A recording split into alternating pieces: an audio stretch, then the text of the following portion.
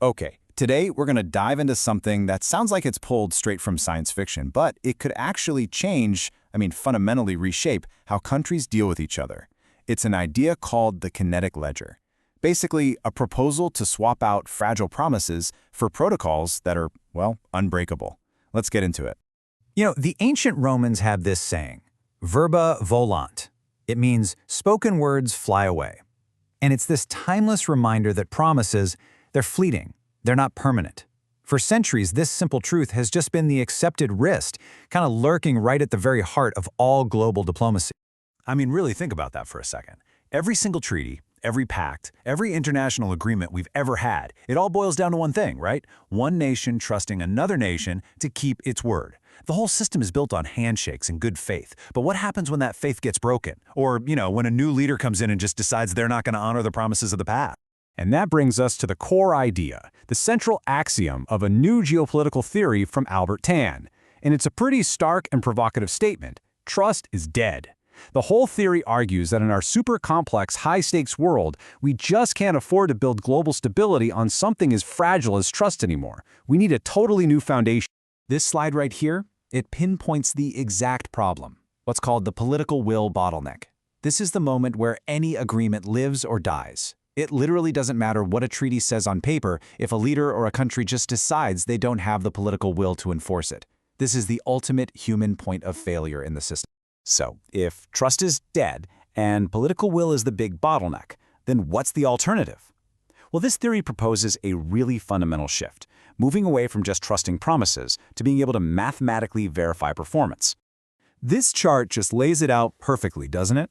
On the left, you've got the old world, agreements based on trust, and they're enforced by the whims of political will. On the right, you have this new proposal, agreements based on cryptographic verification. We're talking hard, provable data, and they're enforced automatically by computer code. The human element, that point of failure we just talked about, is basically taken right out of the enforcement process. So you might be wondering, how is any of this even possible? Well, the core technology here is something called a smart contract, and it's often built on a blockchain. Now, don't let the name intimidate you. It's really just an agreement where the terms, if this happens, then that happens, are written as lines of code. And this code can then execute itself, all on its own, when the right conditions are met. So here's how it would work, broken down into 3 simple steps. First, an agreement, let's say it's for arms control, gets encoded into a smart contract on some kind of global ledger.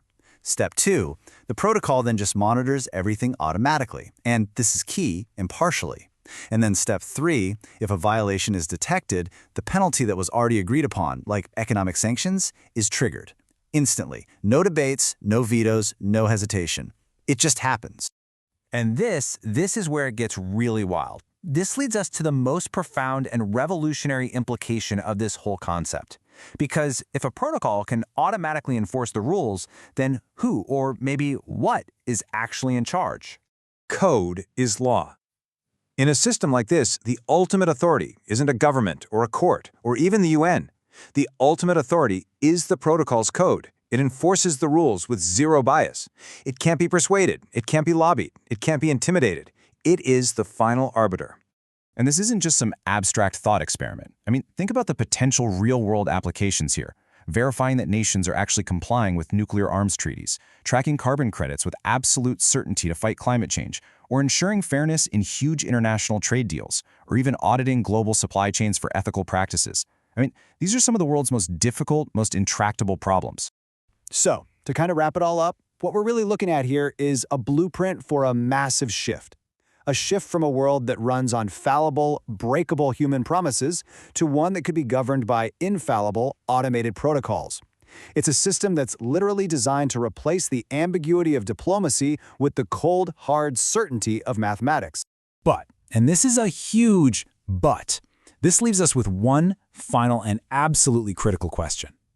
A system like this might remove the bias of human enforcement, sure, but it also places an immense amount of power in the hands of the people who write the initial rules. So, in a world where code is law, who do we trust to write the code?